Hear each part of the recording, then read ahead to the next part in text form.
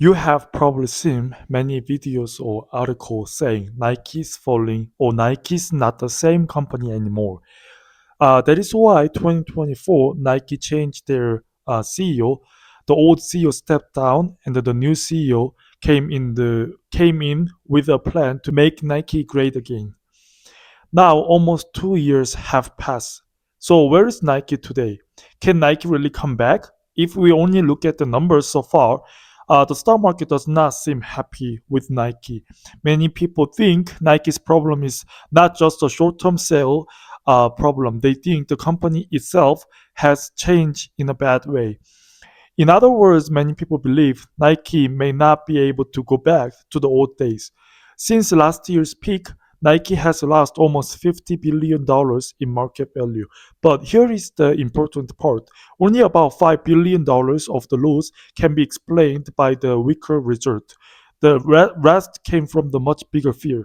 People started to think Nike is not just having a bad year.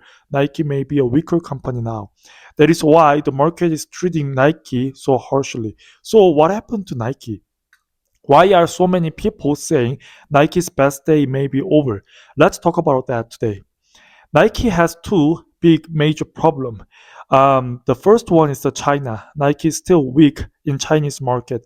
The second one is tariff.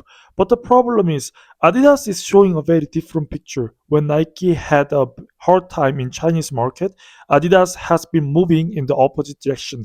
Adidas sales are growing, profit is getting better, and in China, Adidas is also doing much better than Nike. And it is not only Adidas, many other shoe companies are doing fine. But Nike is the one that looks weak. That tells us something important. This is not just about China or tariff. Nike has a deeper problem inside the company. So, how did Nike get here? Let's go back a little. Nike's former CEO was John Donahoe. Before Nike, he worked in the eBay, so he knew how to build online sales.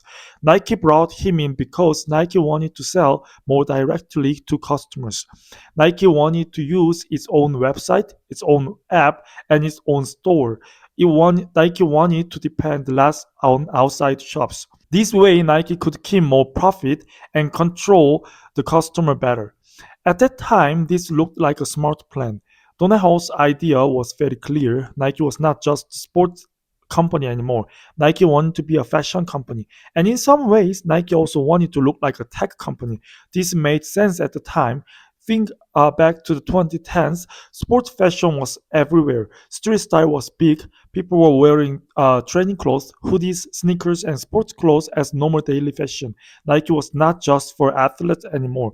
People wore Nike to school, work, mall, and even just to look cool. So Nike thought it could become much bigger than a sports company. Nike also talked a lot about technology.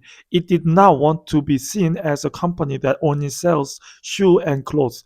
They wanted people to see Nike as a company with data, apps, design, and new ideas. So Nike changed many things. In shoes, Nike focused on the products that already sold well. Air Force One, Jordan, and Dunk became very important. Nike pushed this famous product again and again. At the same time, online sales became a huge part of the company. At one point, online sales were more than 40% of Nike's total revenue.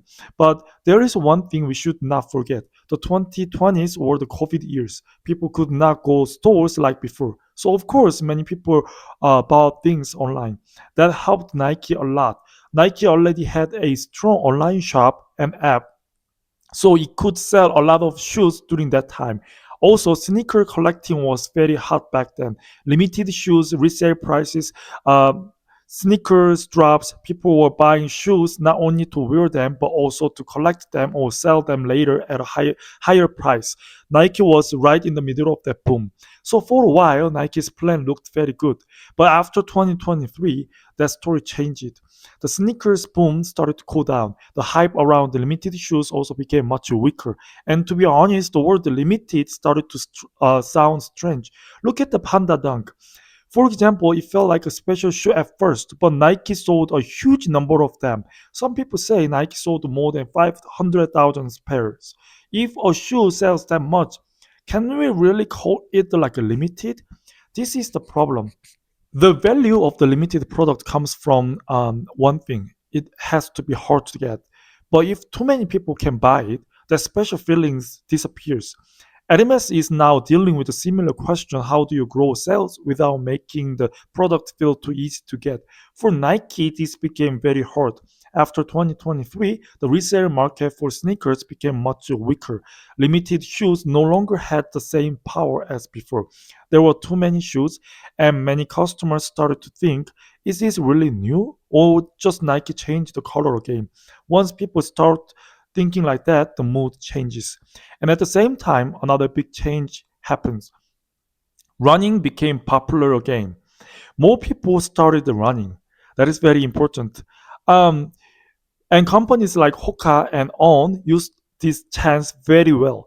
These companies focused on real running shoes. They did not just sell fashion, they sold comfort, function, and a clear reason to buy. And they started to win.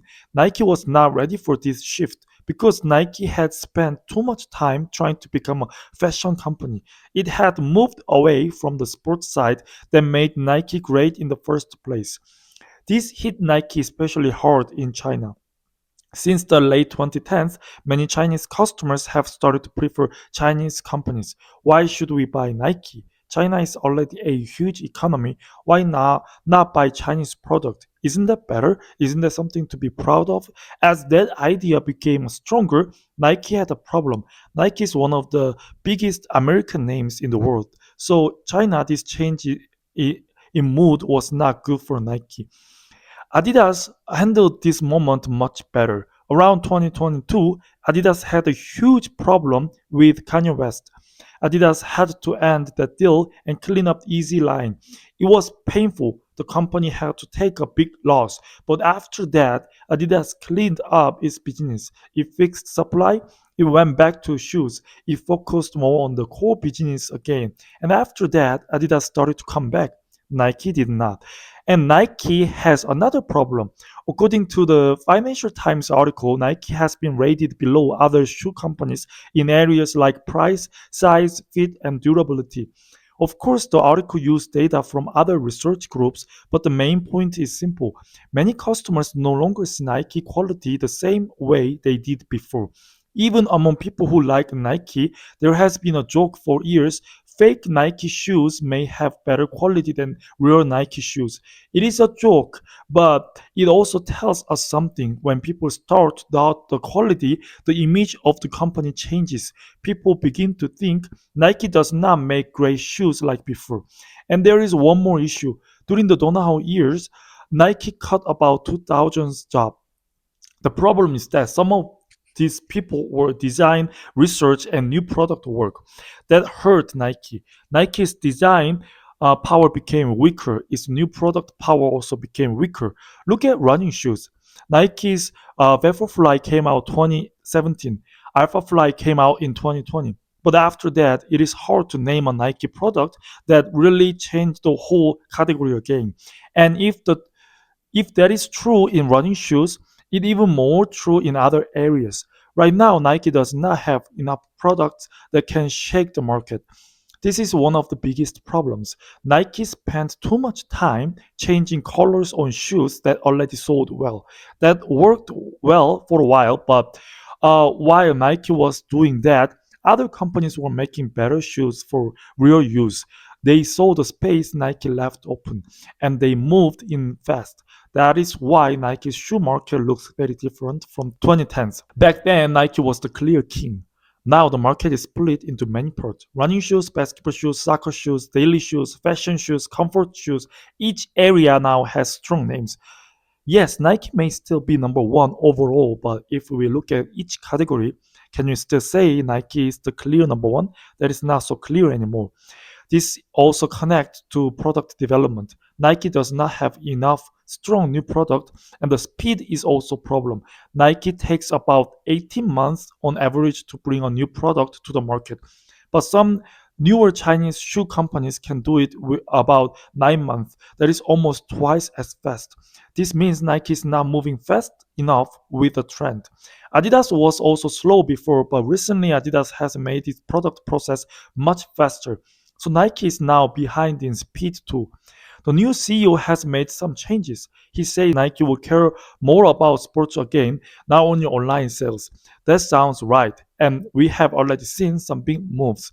Nike won the German national soccer team kit deal, beating Adidas. Nike also paid a lot of money to get that deal. Nike won a Champions League ball deal after many years of Adidas control. But here is the problem. Just because the German soccer team wears Nike, that does not mean people will suddenly buy more Nike shoes. Just because a Champions League ball has Nike on it, that does not fix Nike's shoe problem. Nike's true identity is still shoes. And in shoes, we still do not see a clear sign that the big problem has been fixed. This kind of change takes time, a lot of time, and while Nike is trying to fix itself, other companies are not waiting. They are already moving fast, and even New Balance is growing fast. In the US shoe market, New Balance used to be around 9 or 10, but now even New Balance is showing strong growth. Nike is not. There is also a strange story that shows how messy Nike has become. If you like soccer, you may remember Total 90. In the late 1990s and 2000s, Nike had a soccer line called Total 90. The shoes had a soccer logo with the number 90 inside. During the 2006 World Cup, many Nike kits also had a round design on the front before the North America World Cup. Nike wanted to bring Total 90 back. But there was one problem. Nike did not renew the trademark in the US. Because of that, the US trademark went to a youth soccer coach in Louisiana. Think about that. Nike is a company that lives on its name and image. How does a company like Nike lose a trademark like that? This is not a funny story. It shows where Nike is today. This is not something Nike can fix in 1 or 2 years. The system has been damaged. To rebuild it, Nike needs a lot more time. And during that time, will the other company just sit still? Probably not. They will keep moving. They will keep focusing on the areas where they are strong. In the past, when people wanted to buy shoes, many of them thought of Nike first. Especially in the US, Nike was the first choice for many people. But now things are different. If people want running shoes, many of them look at Hoka or On. If people want soccer shoes or basketball shoes, more people also look at Adidas and other names. There is also criticism about Converse. Nike still owns Converse, but Converse sales have been falling. And Converse still depends too much on one product, the Chuck Taylor All Star. There is not enough new design, there is not enough fresh energy. So some people ask, why does Nike still keep Converse? Maybe it would be better to sell Converse and let someone else rebuild it. At the same time, we can understand why Nike does not want to sell it. The Converse is so weak and the lower value right now, so Nike probably doesn't want to sell it in the cheap price. So the main point is this: it might be hard Nike go back to the old time again. To get back its old power, Nike needs a lot of time. That is why the stock market is judging Nike so harshly. People are not just saying Nike had a bad quarter. They are saying Nike may not be the same company anymore. They are saying Nike's profit power is weaker than before. Nike may not come back easily. That is the market's view right now. Today we talked about Nike is in such a tough spot. I'll come back with another interesting story next time. See you in the next video.